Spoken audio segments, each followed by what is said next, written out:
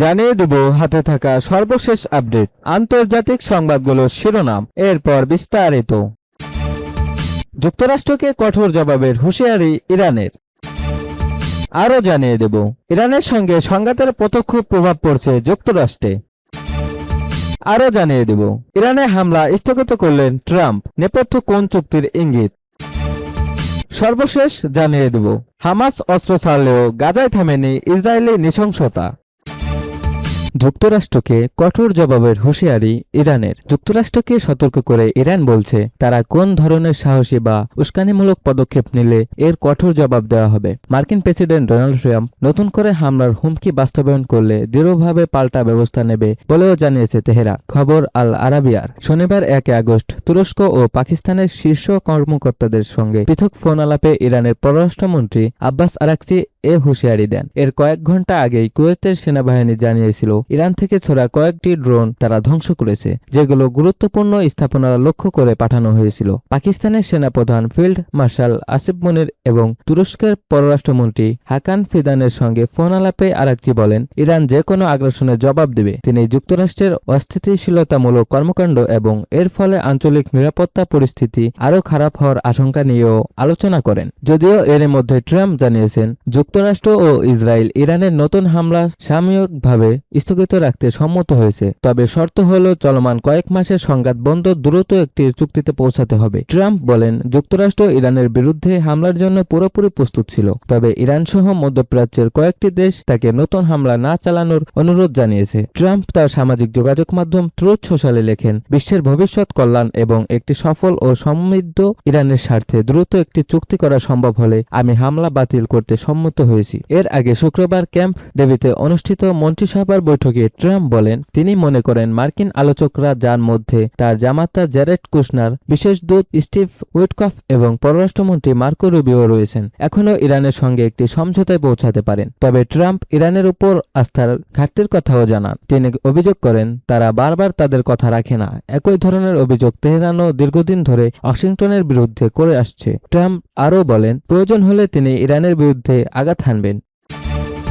ইরানের সঙ্গে সংঘাতের প্রত্যক্ষ প্রভাব পড়ছে যুক্তরাষ্ট্রে। মার্কিন যুক্তরাষ্ট্র এবং ইসরায়েলের সঙ্গে ইরানের চলমান সংঘাতের প্রভাব সরাসরি দেশের ভেতরে অনুভূত হয়ে শুরু করেছে বলে জানিয়েছে জর্জ টাউন ইউনিভার্সিটির কাতার ক্যাম্পাসের গভর্নমেন্ট বিভাগের সহযোগী অধ্যাপক পল মাসগ্রেভ। আল জাজিরাকে দেওয়া এক সাক্ষাৎকারে তিনি জানান, মার্কিন প্রেসিডেন্ট ডোনাল্ড ট্রাম্পের পরিকল্পিত হামলা বাতিল করার পর এই সংঘাতের অবসান নিয়ে অতিরিক্ত আশাবাদী হওয়া এই মুহূর্তে অকালপল্বক হবে। তিনি বলেন, হয়তো আমরা শেষের শুরুর দিকে এগোচ্ছি, তবে এই মুহূর্তে উভয় পক্ষই স্পষ্টতই বাকযুদ্ধ এবং কড়া অবস্থানের মাধ্যমে পরিস্থিতি ধরে রাখার চেষ্টা করছে। মাসগ্রেভ উল্লেখ করেন, মার্কিন প্রশাসন এখন এই সংঘাতের প্রত্যক্ষ পরিণতিগুলো দেখতে শুরু করেছে, যার মধ্যে রয়েছে পেট্রোল এবং এলএনজির ক্রমবর্ধমান দাম। এছাড়া মার্কিন যুক্তরাষ্ট্রের সাম্প্রতিক কিছু সাইবার হামলার পেছনে ইরানের হাত রয়েছে বলে গুঞ্জন রয়েছে, যা এই যুদ্ধকে আরও সরাসরিভাবে আমেরিকার ঘরের দরজায় নিয়ে এসেছে। তিনি আরও বলেন, মার্কিন প্রেসিডেন্ট এবং ইরানি সরকার উভয় পক্ষই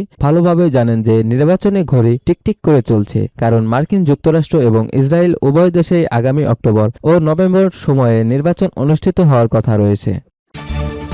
ইরানে হামলা স্থগিত করলেন ট্রাম্প, নেপথ্যে কোন চুক্তির ইঙ্গিত। যুক্তরাষ্ট্রের প্রেসিডেন্ট ডোনাল্ড ট্রাম্প জানিয়েছেন, দ্রুত একটি চুক্তির মাধ্যমে কয়েক মাস ধরে চলা সংঘাতের অবসান ঘটলে যুক্তরাষ্ট্র ও ইসরায়েল ইরানে নতুন করে হামলা চালাবে না। জ্বালানি অবকাঠামো সহ নতুন করে ভয়াবহ হামলার বিষয়ে ওয়াশিংটন ও তেহরানের পাল্টাপাল্টি হুমকির পর মধ্যপ্রাচ্য জুড়ে আবারও যুদ্ধ ছড়িয়ে পড়ার আশঙ্কা তৈরি হয়েছিল। রোববার 2 আগস্ট ভোরে নিজের সামাজিক মাধ্যম ট্রুথ সোশ্যালে দেওয়া পোস্টে ট্রাম্প বলেন, ইরান এবং মধ্যপ্রাচ্যের অন্যান্য দেশ তাকে হামলা স্থগিত করার অনুরোধ করেছে, কারণ একটি চুক্তির রূপরেখা সম্মত হয়েছে। তবে তেহরান যুক্তরাষ্ট্রের কাছে এমন কোনো অনুরোধ করেছে বলে ট্রাম্পের দাবি সম্পূর্ণ নাকচ করে দিয়েছে ইরান। দেশটির সামরিক কর্মকর্তাদের উদ্ধৃত করে রাষ্ট্রীয় সংবাদ মাধ্যম বলেছে, এই অভিযোগ নতুন একটি মিথ্যা ছাড়া আর কিছুই নয় এবং ইরানের সশস্ত্র বাহিনী সর্বোচ্চ সতর্ক অবস্থায় রয়েছে ও যে কোনো পরিস্থিতি মোকাবেলায় প্রস্তুত। এদিকে বিশ্বব্যাপী জ্বালানি সরবরাহের জন্য অন্তত গুরুত্বপূর্ণ হরমুজ প্রণালী এখনও বন্ধ রয়েছে। পাশাপাশি ইয়েমেনের ইরান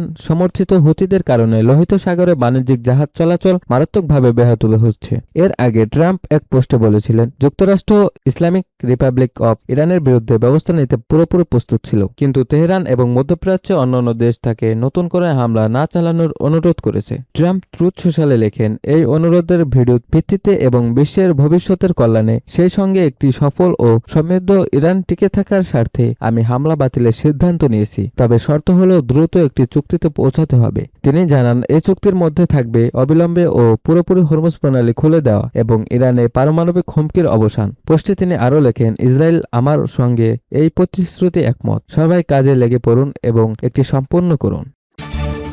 হামাস অস্ত্র ছাড়লেও গাজায় থামেনি ইসরায়েলি নৃশংসতা। মার্কিন মধ্যস্থতায় হামাসের অস্ত্র সমর্পণ এবং দল ভেঙে দেওয়ার চুক্তির বিষয়ে ইসরায়েল সম্পূর্ণ অসন্তুষ্ট বলে জানিয়েছেন ইসরায়েলের সাবেক রাষ্ট্রদূত অনল পিনকাস। চুক্তি ঘোষণার পর গত 18 ঘণ্টায় গাজায় ইসরায়েলি হামলা আরও তীব্র হওয়া এবং মার্কিন প্রেসিডেন্ট ডোনাল্ড ট্রাম্পের শান্তি বোর্ডে ইসরায়েলের পক্ষ থেকে আনুষ্ঠানিকভাবে আপত্তি জানানোর মধ্যে দিয়েই এই অসন্তুষ্ট স্পষ্ট হয়ে উঠেছে। সাবেক রাষ্ট্রদূত বলেন, বর্তমান পরিস্থিতিতে মার্কিন প্রেসিডেন্ট বলেছেন একটি চুক্তি হয়েছে, কিন্তু বাস্তবে কোনো কার্যকর চুক্তি হয়নি, ফলে এটি সফল হওয়ার বিষয়ে তিনি অন্তত সন্দিহান। প্রধানমন্ত্রী বেনিয়ামিন নেতানিয়াহুর জন্য ট্রাম্পের এই চুক্তি একটি বিরাট ব্যর্থতা হিসেবে দেখা দিয়েছে। একই সঙ্গে ইরানের বিরুদ্ধে পরিচালিত ব্যর্থ যুদ্ধ তার সরকারের জন্য বড় ধাক্কা বলে মন্তব্য করেন পিনকাস। আগামী অক্টোবরে ইসরায়েল নির্বাচন অনুষ্ঠিত হওয়ার কথা রয়েছে। এই পরিস্থিতিতে নেতানিয়াহু গাজার চলমান পরিস্থিতি দেশের জনগণের সামনে কোনোভাবে ইতিবাচকভাবে তুলে ধরতে হবে বলে তিনি উল্লেখ করেন। হামাসের ছাড় দেওয়ার পর ইসরায়েলের উপর কিছু শর্ত বর্তায়।